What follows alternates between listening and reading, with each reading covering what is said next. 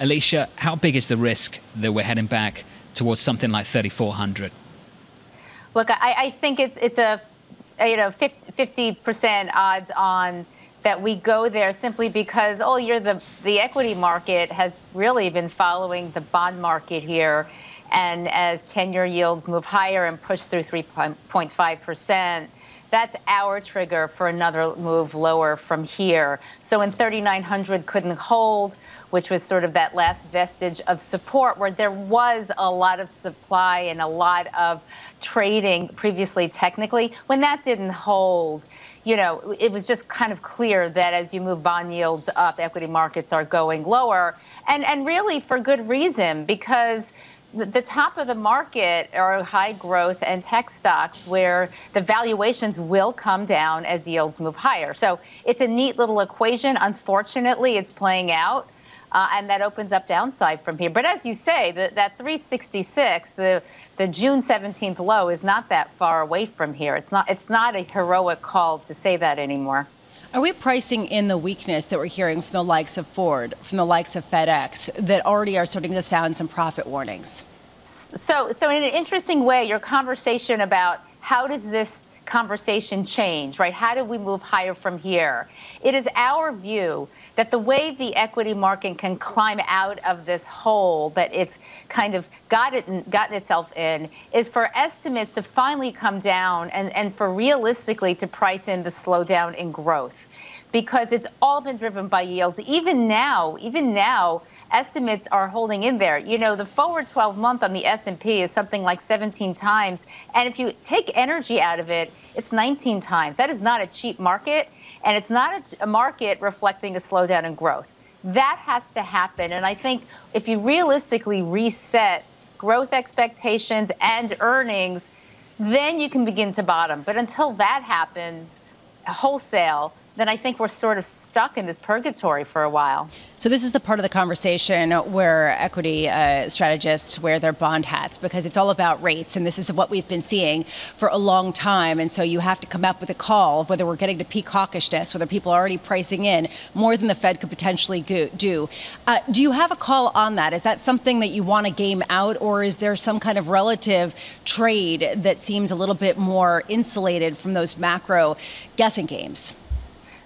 Great question. I think that the risk is actually to more hawkishness here, simply because if you think about that CPI print was pretty devastating for the Fed dot plots, I think, and for the terminal rate on the Fed funds. So that likely goes higher. If that goes higher, multiples get compressed further. But that hasn't happened yet. So I think there is some thought that we're getting to peak hawkishness, but that's not going to move the market now. It's the earnings that are going to move the market, and a realistic reset of where we're going in this. So yes, there are relative valuations. Look, in the end, this is a short duration market. It has been a short duration market. Same in equities, and not just in bonds. So we still like the utilities are fine. Some staples are fine. Safety is fine. We love real assets. We are, allocating our clients to real assets because we do think we are in a regime change where inflation remains higher for longer and rates remain higher for longer as a result. And all you have to do is listen to some of the workers' strikes that are going on out there, what happened with the rail strike. I mean, these are huge wage increases. This is a change for the economy, and the rates are going to reflect that going forward. I don't think we're going back to a world where you have 1% yields on the 10-year and let's have a party and buy high growth, no earning tech stocks. So we're still in that short duration world. And to your question, are bonds an alternative? Not on the long end, but on the short end, they certainly are doing better. And whether a 4% yield on a 2-year is fully reflecting inflation on a real basis, it is not, but it's sure a lot better than losing money in the equity market. Alicia, just quickly, what's your time horizon for all of this? It's so well put together. When you start thinking about these issues sticking with us for longer, how much longer? Are we talking years? Are we talking 5, 10? What is it? So, look, I was trained as a historian, and I look at things in big picture ways. In the short term, I think we get a nice bump coming out of the election, okay?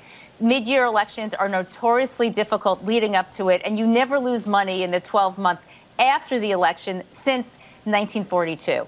So we likely have a rally coming out of the election, and it could be sustainable because we'll get to that peak nastiness heading into it, right? We have terrible seasonality now, better seasonality by the end of the year. So we're optimistic for how this year can stabilize and move higher. Looking forward, I think you have to have a more intellectual view of where yields can be and where the market is and where we can grow. And one of my favorite things to do is just look at, the top 10 stocks of the S&P or the top 10 stocks of the Dow, the beginning of every decade, to see the change of where capital is being allocated and what the growth companies are. And I think you can make a good case that some of these large cap tech is where the risk is here.